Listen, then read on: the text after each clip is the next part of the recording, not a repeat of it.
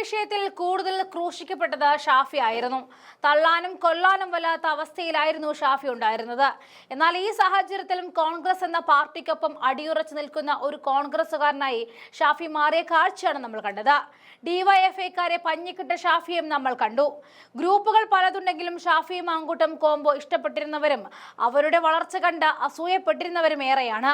അവിടെ നിന്നുമാണ് ഈ അവസ്ഥയിൽ കാര്യങ്ങളെ എത്തിയത്.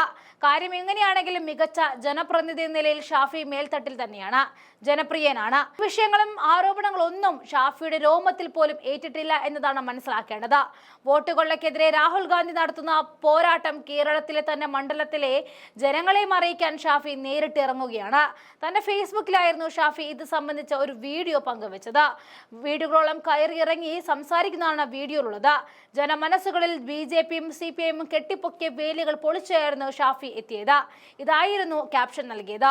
ഓരോ വീട്ടിലും കോൺഗ്രസ് പ്രവർത്തകർ എത്തും. വോട്ട് കൊള്ളയ്ക്കെതിരെ പോരാടുന്ന രാഹുൽ ഗാന്ധി നയിക്കുന്ന പോരാട്ടത്തിന് കരുത്തു പകരാൻ. ജനജീവിതം ദുസ്സഹമാക്കിയ പിണറായി വിജയന്റെ ഭരണത്തിനെതിരായ കുറ്റപത്രവുമായി കേന്ദ്ര സർക്കാരിന്റെ ജനവിരുദ്ധ നയങ്ങളെ തുറന്നു കാണിച്ച ഒപ്പം വാർഡ് കോൺഗ്രസ് കമ്മിറ്റിക്ക് ഒരു കുഞ്ഞു സഹായവും അഭ്യർത്ഥിച്ചുകൊണ്ട് KPCC ആഹ്വാനപ്രകാരം കേരളത്തിലെ വാർഡ് കോൺഗ്രസ് കമ്മിറ്റികളുടെ നേതൃത്വത്തിൽ നടത്തുന്ന ഗൃഹസമ്പർക്ക പരിപാടിയുടെ ഭാഗമായി വടകര മുനിസിപ്പാലിറ്റിയിൽ MP ഓഫീസ് സ്ഥിതി ചെയ്യുന്ന വാർഡിൽ സഹപ്രവർത്തകരോടൊപ്പം എന്ന ക്യാപ്ഷനാണ് നൽകിയത്. ആ വീഡിയോ കൂടി നമുക്ക് കാണാം.